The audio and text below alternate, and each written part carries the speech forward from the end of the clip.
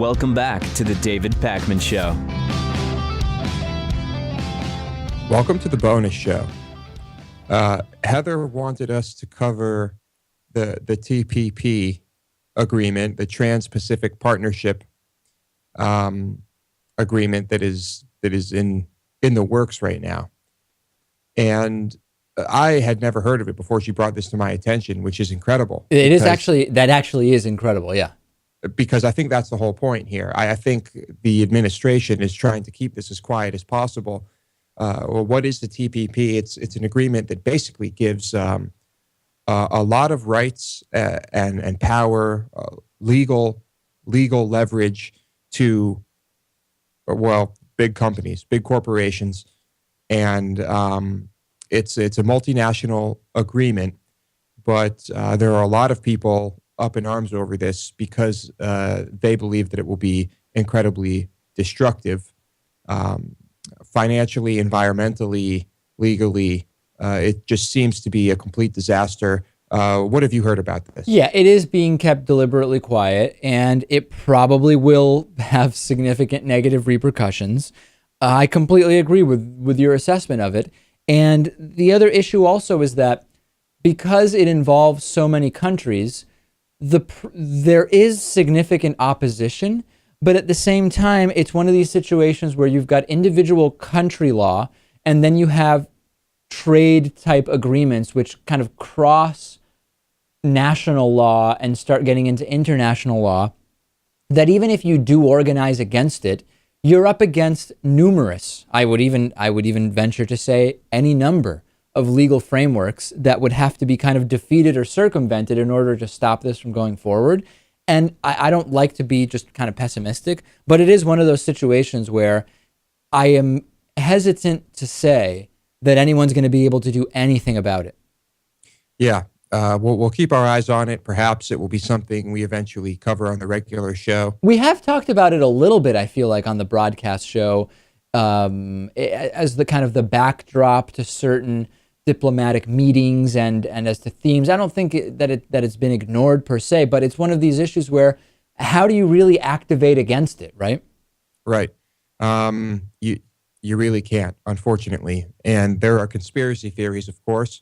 There are world government conspiracy theories. And yeah, there's a lot of TPP connection stuff to Bilderberg and the Illuminati and this type of stuff. Yeah. So that, I think we can dismiss, but it certainly is just, another example of corporate control of this country, to say the least.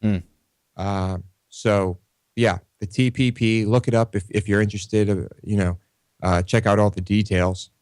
Let's talk about Colorado a little bit.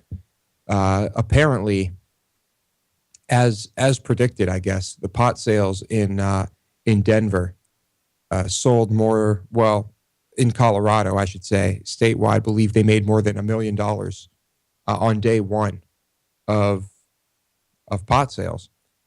And people were waiting in lines out the door. I guess they're basically running out of it now, and demand has skyrocketed. Some people are jacking up the prices. But it seems like people are just going completely berserk for this. Yeah, we mentioned on the regular show today that there were some places that were running out and kind of gave one area of discussion about future legislation. But let's talk about the other side of this now, which is I've been reading some interesting anecdotal stories about people being surprised at how expensive some of the better weed was. I don't even really know what makes it better, to be honest. I have no idea. But some of the higher grade weed, people were shocked at how expensive it was. I think I read something about, and again, I don't even know if this is a lot, but $400 an ounce for the really good stuff, Lewis? That is a lot, yeah. An ounce will last you a long time, but that's probably some pretty good pot. But also, I noticed from some pictures that the packaging and just overall, the packaging and presentation is like really well done. It's not like they're throwing it in a little baggie and handing it to you. Right, it's legal. There's no reason to have the most nondescript packaging anymore. You could become the Apple computers of pot packaging by making the packaging really cool. Right.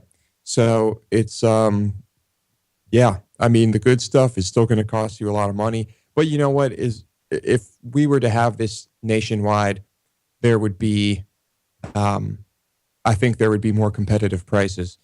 And of course, when you're just one state and you're running out of this stuff, I mean, if you can jack up your prices as much as you want. That's an interesting question. This might not apply so much in Colorado because it's a very large state. So it's not necessarily as easy to get there from surrounding states. But I could have envisioned a situation where, let's say, for example, Massachusetts were to legalize recreational pot. They start making tons of money. People are coming in from all the surrounding states. Because if you draw a 2 hour of driving radius around Massachusetts, you're covering a bunch of states. If people are coming into Massachusetts, right, and Massachusetts is making a bunch of tax revenue off of it, Massachusetts would all of a sudden have an interest in the surrounding states not legalizing because it would take away business from them. And I wonder if that could become a factor in some areas where legalization next door could take away tax revenues. I wonder if states would start to, after lobbying in favor of their legalization, lobbying against surrounding states legalizing just to keep the revenues themselves. Yeah. Well, I mean, realistically, the course of action would just be for every state to legalize it so that they can reap the benefits and hopefully keep people in their own jurisdiction buying it. Right. But that's a long ways off. But hey, it's coming, and I'm happy about that. Of course, you do have to be 21 to buy it, and I guess regulators were out, and the shops were very diligent about checking IDs, and so were whoever these regulators are. But good stuff in Colorado. I still wouldn't want to move there, but I'm happy for them. I had a good time when I visited Denver for a conference in 2013. It took a few days to get used to the altitude. Like my nose was super dry. I was waking up stuffed up every day, but that's kind of like a minor thing. You just get used to it. I like Denver. Denver was really a pretty cool place. Although in terms of the entire country, if you want to go to any centers of business or commerce, you have to fly, right? You're not that conveniently located, but you have a lot around you. You've got Boulder not too far away, and you've got both mountains and non-mountainous areas. I don't know. Denver seemed pretty cool. All right. Well, I'd certainly be open to visiting it. Thank you. Yeah.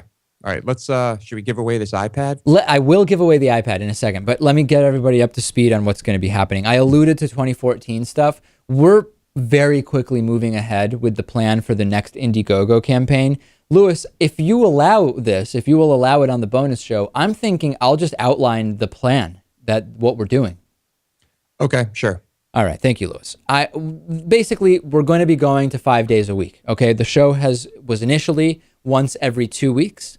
Then it became every week. Then it was twice a week.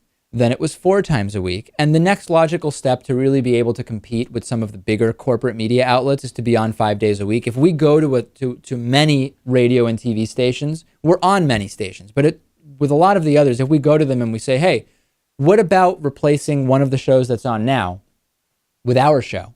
And then we say, but we're on 4 days a week. So you'd still have to have something else on that 5th day to fill in, or you could run 1 day of that old show. It's not as much of a strong pitch, right?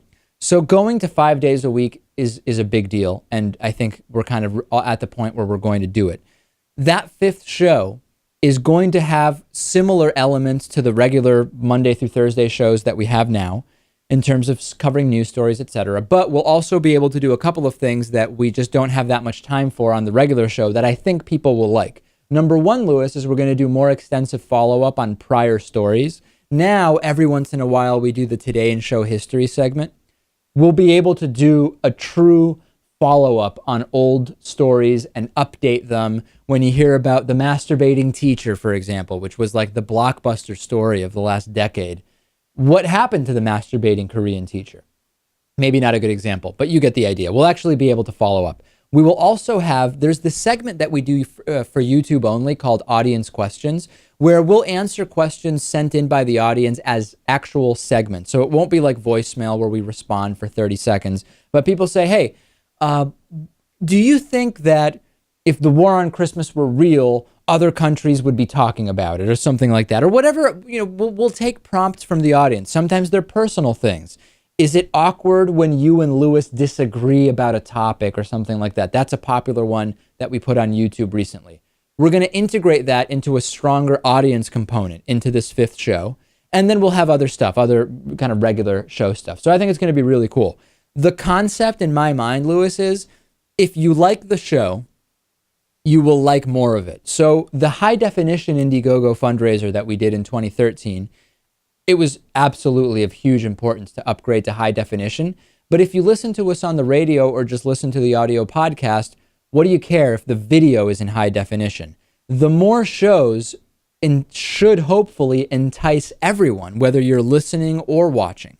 So that's one thing. And then number 2 is we've got to do some upgrades to our video editing system. Right now, part of what goes on Fridays is the computer is doing stuff that it can't get to Monday through Thursday because we're editing the show, our interviews channel, the audience questions, promos for stations, a lot of other stuff. So we're going to do an overhaul of the video editing equipment, so hopefully we'll be able to get the show out faster to you. And then we also have to make a few lighting upgrades. But that's kind of the plan, Lewis, broadly speaking, for the Indiegogo campaign. The amount we're trying to raise is $30,000. It'll launch in the next week to 2 weeks, I think is fair to say. Right. And of course, the big thing is expanding the show to 5 days a week. That's priority number 1. That's priority number 1. And so let's talk about what's going on. We're going to have some really cool perks. There are going to be studio naming rights that are available as a perk. We will take the microphone that I have used on the show for 2 years now. I will sign it and we will send it to you in a cool microphone case, the case that the microphone comes in. And then we'll replace the microphone. That'll be like a one-time perk for one person. We'll have gear items, hoodies, t-shirts, voicemails. We will have postcards handwritten from us. There's going to be a lot of perks. So I want to throw this out to our membership. I did this last time and it was very, very effective. One of the most important factors in how successful an Indiegogo campaign is how much money can you raise before you even officially launch it. Because when people log in there on the first day, if they see $30 out of 30,000 raised, they are far less likely to donate that day. They might come back and then maybe if it looks like there's more money in there, they'll donate. So if you're interested in being an early donor, we would email you before the campaign is publicly announced and you can make a contribution, ideally as sizable as possible, but any contribution is good. Let me know and we'll get you that information early because getting those large early donations in, we know from experience, Lewis, is huge in getting the momentum going. Absolutely. Yes. And, continue. Go ahead. I was going to say the other thing also is if you're interested in making a sizable donation, and by that I mean $1,000 or more, if you're not interested in getting perks that we're going to offer on Indiegogo, we have set up a system for you to be able to make the contribution tax deductible. So instead of getting perks, you can make the contribution outside of Indiegogo. We have a process for doing this for $1,000 minimums, and you will be able to get a tax deduction on your taxes and reduce your tax liability at the end of the year. So if you're interested in doing that, contact me as well.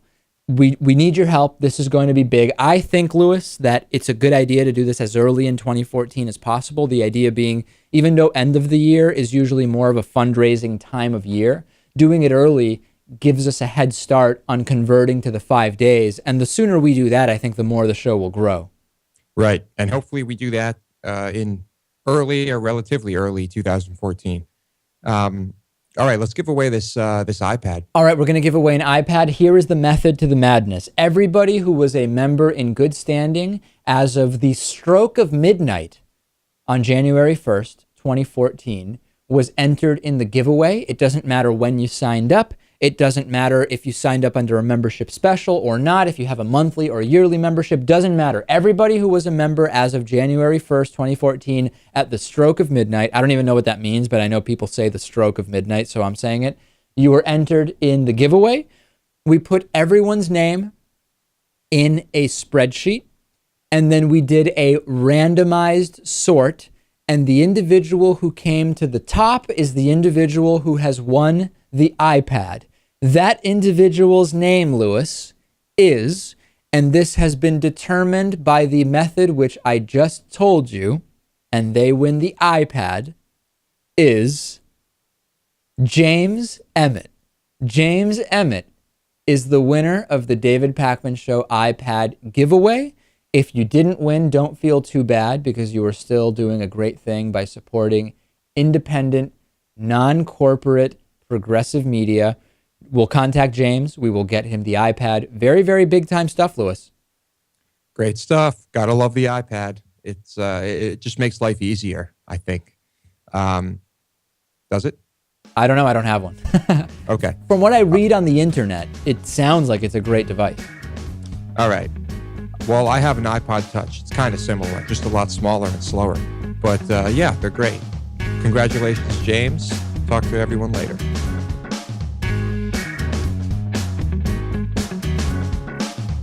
The David Pakman Show at davidpakman.com.